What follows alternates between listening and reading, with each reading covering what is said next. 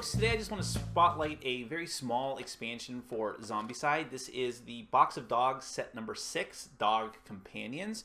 Basically, all that's in this box are some little dog miniatures and some cards to go along with them to put into the gear supply deck for Zombicide, or to start with. And basically, it just lets you, as the survivors in the zombie apocalypse, actually have some dog companions that are going to help you, give you some special abilities, or run off and do things for you. It doesn't change the game in fundamental ways, but I think it's kind of neat. So let's go ahead and take a look at that. Then we'll come back and I'll let you know what I think about it.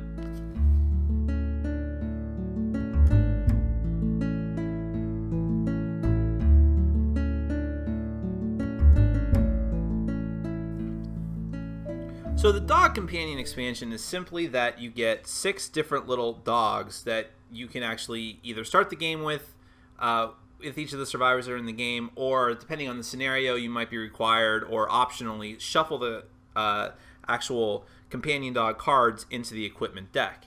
Now you have the little miniatures for them, and the one thing, two things I can complain about, as you see. First of all, that there's really only 3 sculpts and there's 2 different colors, which I don't really fault them too badly for, just wanting to save a little time and money.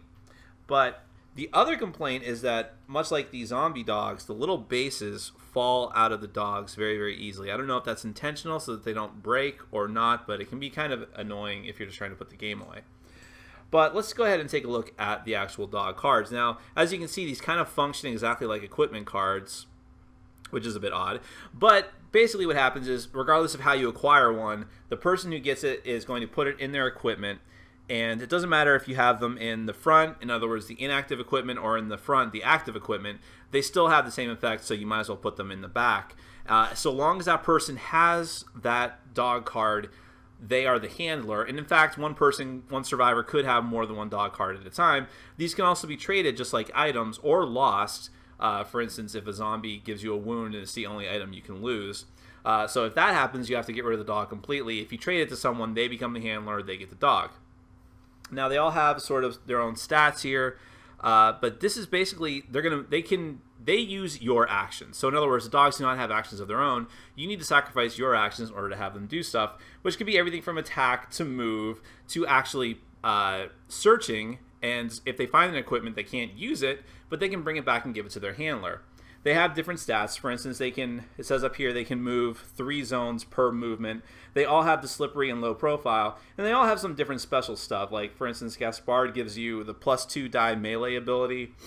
The Moog also has +2 die melee, and so on. They're all a little bit different. And they have different attack and damage dice rolls as well, depending on which one that you have.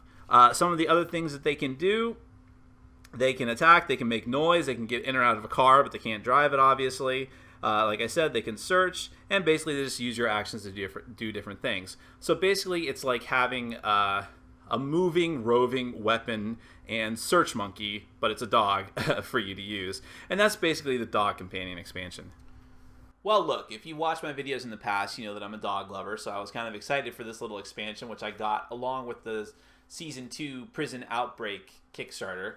And does it really change the game that much? No. Like much of the other stuff that comes with the game, it doesn't. But it is kind of fun. And the game actually recommends that you start, or the rule book, I should say, that comes with this actually recommends that each survivor start with one of these dog companions. I do not.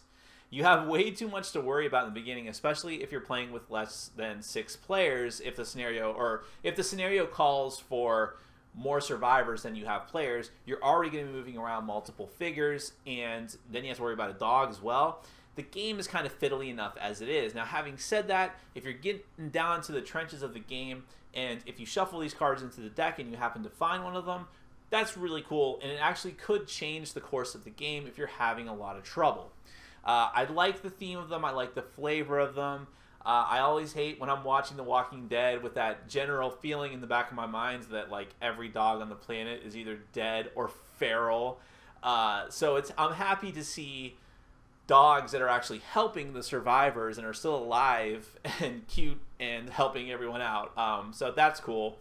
I don't know how much this is going to retail for, but I assume it's going to be kind of cheap whenever it hits the shelves. So if you're into Zombicide and you like dogs, this might be right up your alley. I just think it's kind of neat. My name is Nick. This is Board Game Brawl, reminding you to get out there and game every day in every way. Take care.